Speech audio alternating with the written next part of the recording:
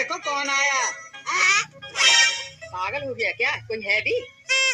ओए, अरे आओ ना, अंदर आओ। ये देखो, इसे जल्दी से अपना आशीर्वाद दो।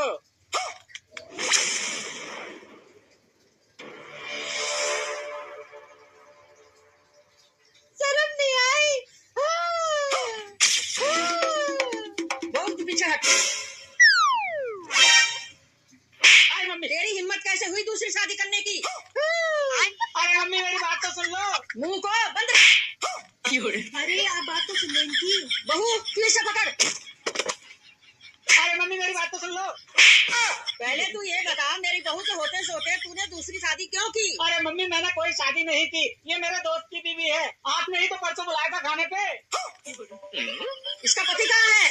नीचे गाड़ी पार्क करके आ रहा है। मेरे दोस्त की बीवी है।